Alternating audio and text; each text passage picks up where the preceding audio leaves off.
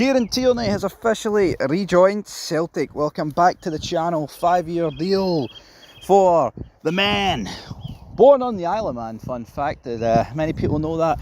Well, every day is a school day apparently. But yeah, 5-year deal agreed as he returns to Celtic. And you know what? Tierney's only 28. I believe he's just turned 28. So it's not like, oh, he's going to turn 29. He'll be decrepit soon. All that stuff. No, I think people need to get their head at the FIFA game, like, and 28's your prime, easily your prime, But is this the best signing that this league has seen in donkeys? Is it? Leave it down below. When was the last time, there was this amount of hype about a player? We obviously Arnie Engels breaking the transfer record for 11 million. That's a big deal. Chris Boyd labelled Aaron Ramsey at the time, sorry for saying his name, the biggest signing since Gaza. So, well, leave it down below. Where does this Tierney one rank? Because, Celtic aren't getting a 34-year-old Tierney. They're getting a 28-year-old Tierney. And this 5-year deal will take him up to these 33. I don't think. I would say I know. See, unless his injuries completely break him down and there's no point of Celtic keeping him, he's going to stay at Celtic. I'm convinced of it. So yeah, the 28-year-old left back departed Glasgow for the North London club in a 25 million deal in 2019. Made 144 appearances, scoring 6 times, including one in his final game. This is what he said, and I quote, "My ambition is just for Celtic to be as successful as possible, retain our place at the top and continue to win trophies and do well for Celtic. Everyone's known for a few months, and just to be here with the Celtic strip on again just feels amazing. When you move away from home, you grow up, you learn different things. I was in Spain for a year, learning a different language and playing in a different league, so I'm definitely a different person. Player-wise, it's the same as I always say, I'll try and work my hardest. I'll do my best for the club, and that's all I can do." End of quote. And obviously, it wasn't an almighty... see for Tierney, it's like... Arsenal not winning the leagues and, Champions League this year, it's not down to him. Obviously, I know the longer his Arsenal career went on, the less of a real impact he's had. But Arsenal have thrown away quite a lot of trophies in the last couple of years. Obviously, last season, 23-24 campaign, I don't think he would have got anything because he was on loan at Sociedad. But Arsenal, it's unfair on Liverpool to say they should have won last year's title, but I think Arsenal should have won the last 2 Premier Leagues, man. Honestly, 22-23 and 23-24.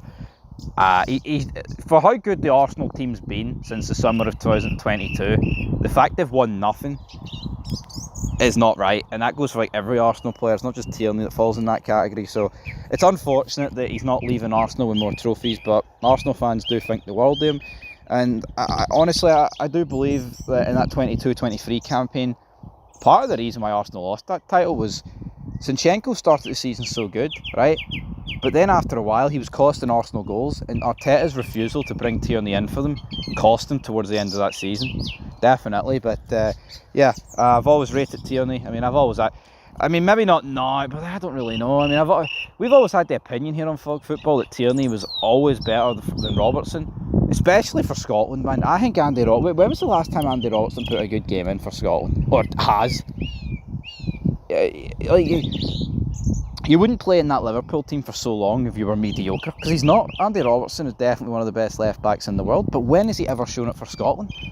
And is it a case of, well, he's surrounded by shite? It can't be that, because the Scotland team's good. Is it as good as the Liverpool team?